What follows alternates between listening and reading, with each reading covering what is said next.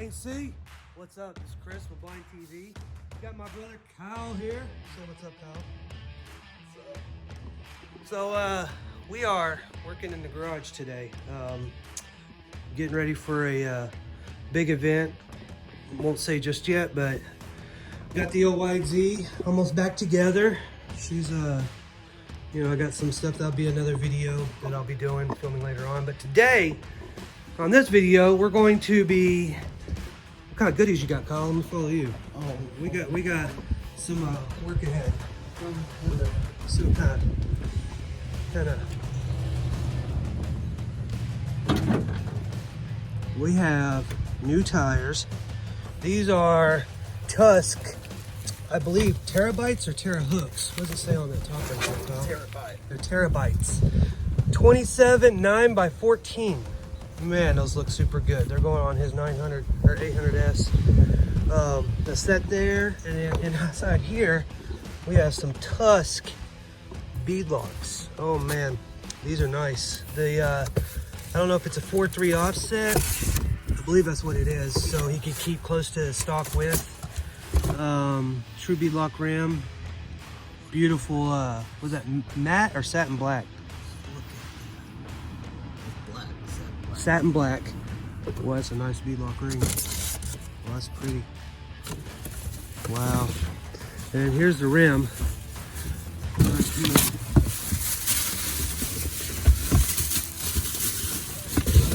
Oh, we gotta take this out. Wow. Man, that is a pretty rim. Ooh. Well, that's really gonna look good on your rig. I'm kind of jealous.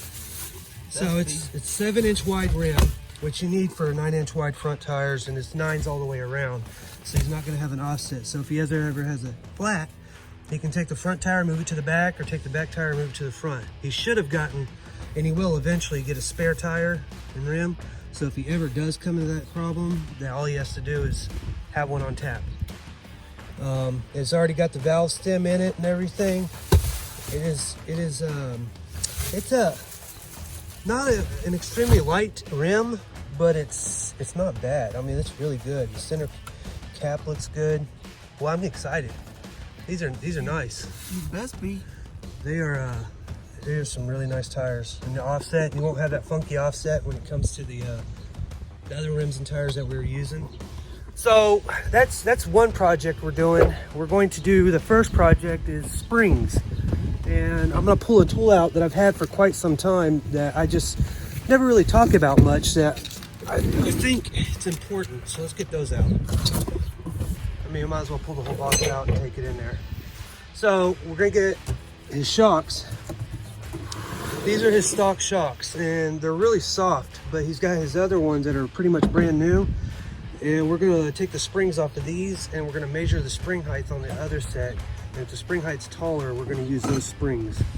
Let's go take them in the garage, and we'll show you how to. I'm gonna show you guys how, what I use, which makes life a lot easier. We'll talk about that later.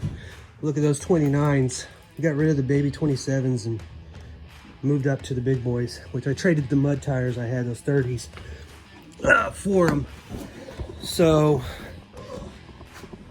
I'm gonna set you guys up. Right here.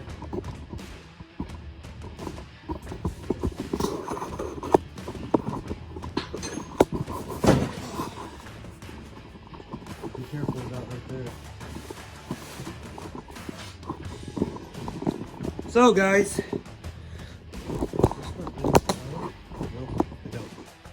it's all good. We can do this.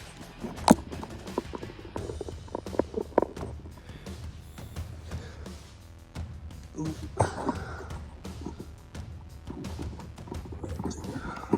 All right, guys. So this little tool, I mean, I've had for a while. I mean, quite a while actually. You don't know what he's doing. Well, you can actually hold it if you want to and film it. Okay. You want to do that? Just look behind to make sure. So this tool I've had for a while. As you can see, this back piece, it's been used a few times. But this is, I think everybody should have one of these. And I know a whole lot of people is a spring compressor tool. She's been used. These are the discs that wrap around the spring. These are just guards, guys. And you take them off. The first 2 times I used it with these on, and it kept on popping off. And I was like, why does it keep on doing that? And I did more research into it. But a lot of people don't talk about these. And these are what are called offset blocks. So if you got a really short spring or a really big spring, and you're needing to widen the compressor, what these will do is we'll set in here like so, Rainbow wants in the shop. like that, and move your spring, your actual compressor clamps right there down lower, so you can get a better bite. So you can have more room to compress or decompress. Or if your spring's an oddball size. So a lot of people don't ever talk much about these, but it does come with it. It's kind of a pretty cool thing. I've never used them because I've never had an issue to where I will need it.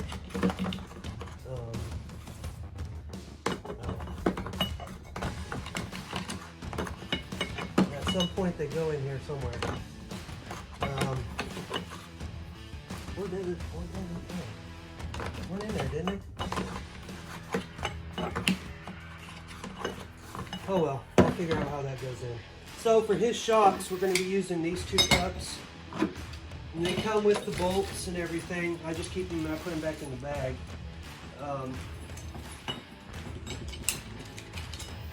Take those off.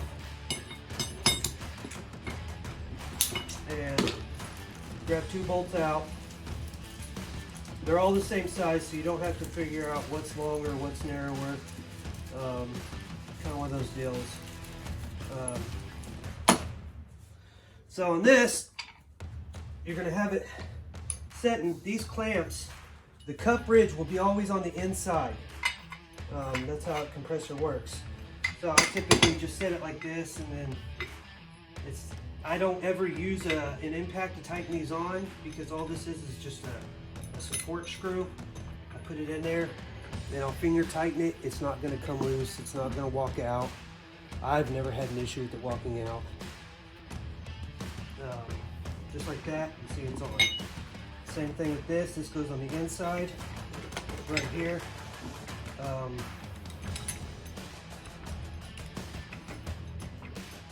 You'll find the hole that it goes in, and it's a long thread. So don't think this thing goes in a long ways and then bites. It bites pretty much, I'd say 1/2 inch or whatever the width of this plate is. And then it threads in a long time, so it gives you a good structure. Now we're going to find an impact socket that's going to work. So, I think it's a 22 or 20 millimeter or something. If I remember, or maybe it's an 18. Let's just pull these out. I think that's what I used last time.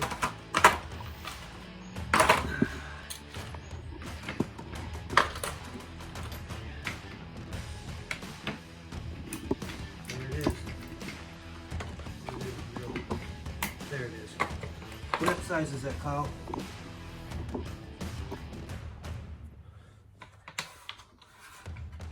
7/8. The 7/8 socket will fit it.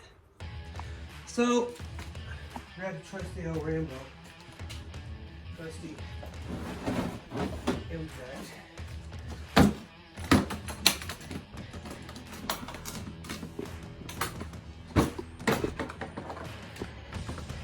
Yeah, I don't keep my impacts outside. All my impacts are brushless.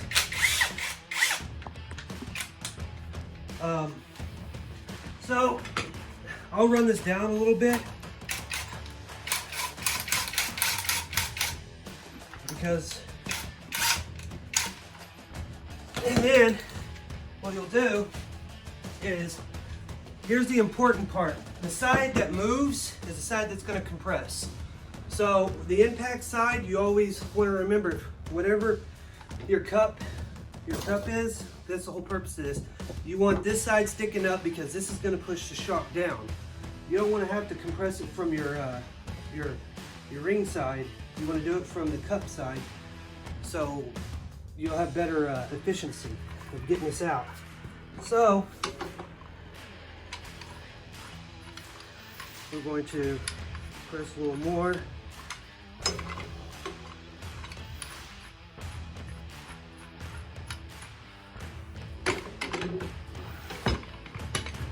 So I have the back end, and all I'm going to do, there it is. So I'm just getting it to where it's snug on there. And you can do this laying down, standing up, it doesn't matter. So right here, so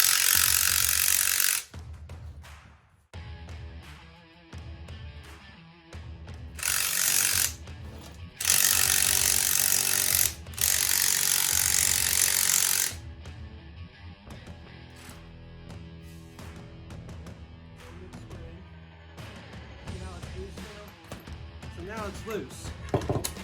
And I can take this bump stop and push down.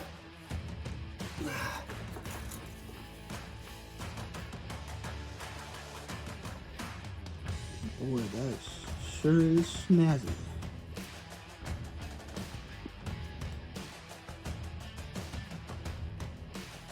Wow.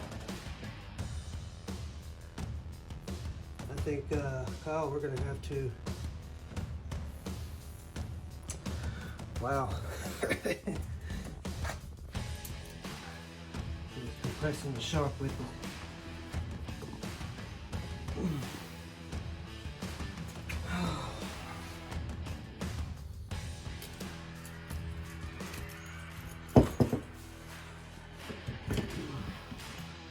What's your observation? Well, see the preload rings right here? They're not going to go off anywhere right here. The purpose of this is this is called a shock cup, which sets the shock right here into it. And it's got to push down. And right now,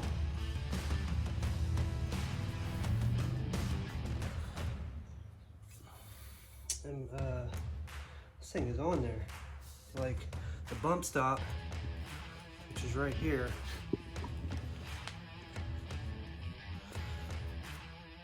You gotta push that bump stop down.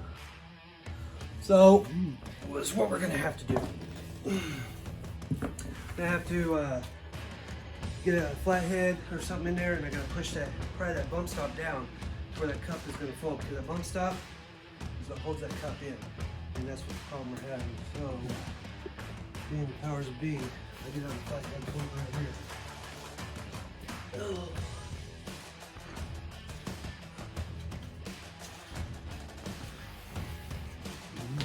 I'm gonna lay that to the side.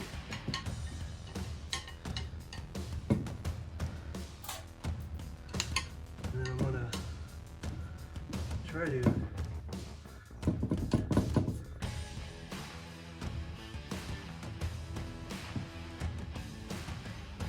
move this bump stop. And it's rubber. It's like a kind of a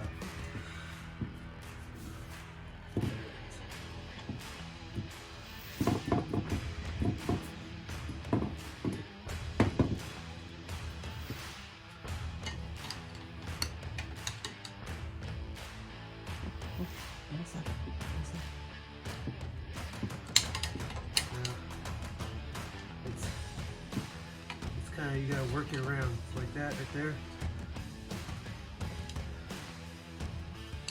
There. Ow! My finger.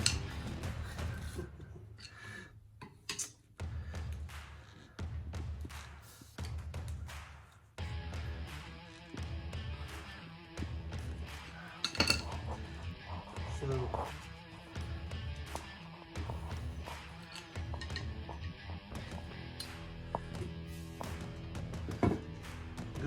pause it. Let's stop. Got the backs done. We set the preload to 4.5 inches. His shocks were way wonky. He had one at 5 and the other one was at 4.5. Was good, but you know, I think we're gonna try 4.5 as a good measurement. I'm gonna speed his rebound up, but his fronts, wow, yeah. That's a lot of preload. These things are set. The front's got way. That's probably, if I would be a betting man, 3 inches, maybe 2.5, 3 inches right there. We're gonna bring this down to, I have 4.5 on the back, so I'm gonna do probably 5.25 up front. That should even out some of the bucking. I mean, he's just way soft. He's diving a lot when we were jumping it last time when he went to full Sinville. Oh yeah. Yeah, I broke some parts. We won't say I've been working on. Battery. A couple of things. Yeah, front hub bearing, blew the bushings out. Yeah, good stuff. So this is what we're doing now. He's gonna work the compressor this time, the spring compressor. But I want to emphasize, guys, anytime you're working on your shock, clean it. Clean it. Before you move the preload adjusters, clean it. It makes your life a lot easier and you're not stripping or messing with the threads. These are very temperamental. So, Kyle, Yeah. you got some PD Blaster, which is like a really good cleaner in my eyes. May not be the right thing, but it does good. You know, pull a few squirts here and there. Where's the rag at? Do the old, this is how we clean out rags in Oklahoma. Clean. The blind guy style. And you can clean this second part off after you compress the spring. It'd be a lot easier as we're getting to it. And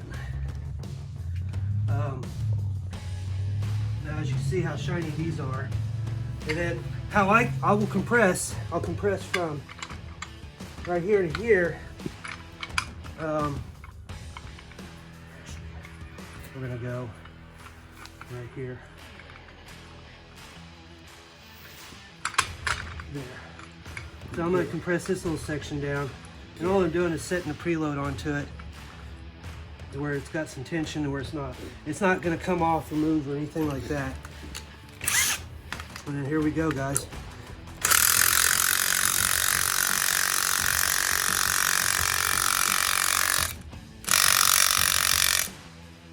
how much it's moved right there? And all this does, all this allows you to do, where's my other? Oh, the what?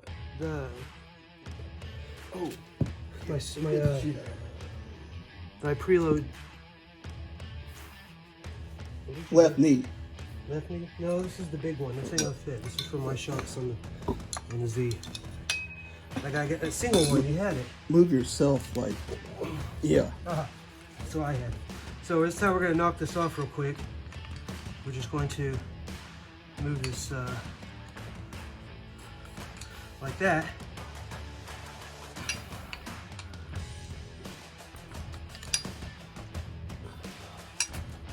I say that. Yeah, man. No, what I need is I should have loosened this before I loosened the shock. This is what you call first takes on everything. Should have brought your compressor tool, but no. It's gonna hurt. Well, this is a pain in the butt right here. So I'm trying to loosen the preload jam nut from his dang,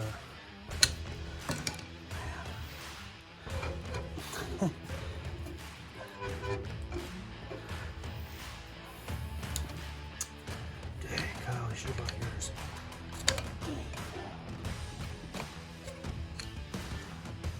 moving it, but I think it's moving the whole thing. See if it's moving the whole thing.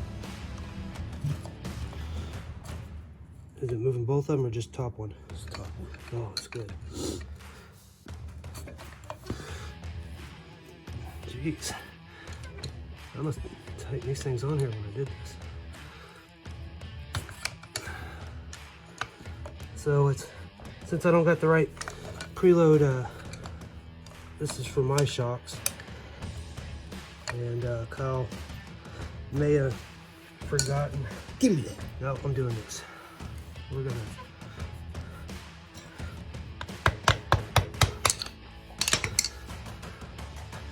Nope. Man.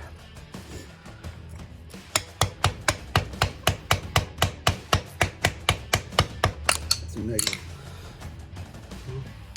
And then I'll move this on this way.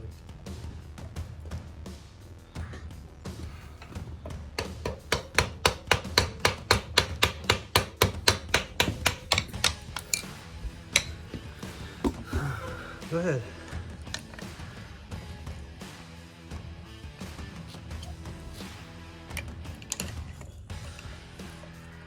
You moving it, Kyle? No, I'm trying to. Here, let me help you out here. Hey, give me. This is Kyle, guys. It's a whopping 70 degrees here, so it feels good. I shouldn't be wearing this long sleeve shirt. You say you made for this. I know it's not made for that. I should have brought mine. Uh-huh. Why don't you call me up and say, hey, make sure you bring it? Well, I mean, thought, hey, you're doing shock work. I need to bring this.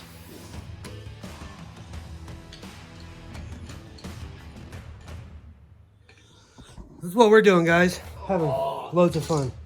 So I'm probably going to have to help him. I'm going to hit the screwdriver on one direction, shock tool in the other direction, and separate it that way. Be back. This video, we got his shocks. We set his fronts up to 3 3/4, and his back is at 4.5 on the preload. A lot better, a lot better. It should be good. He's just now cleaning it up.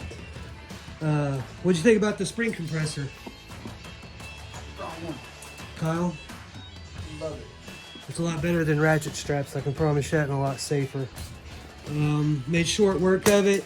Preload nuts. We cleaned up the threads on all the shocks and stuff, so he's good shape there. So when he takes it back home, he can find his spanner wrench and go from there. The next thing we're going to be doing will be another video, is changing or mounting his new tires, and I'll show you some little quick trips, ticks and stuff like that on a Harbor Freight tire machine that won't scratch your rims up, be a lot safer. And Harbor Freight. Harbor Freight. That's an RB. That's an RB Freight. Harbor Freight tire team. Do that. I want quality. That is quality. Harbor Freight quality. Hey, turn that music off. Oh, yeah. You don't like it? I might be getting copyright stricken on that one. So, not good.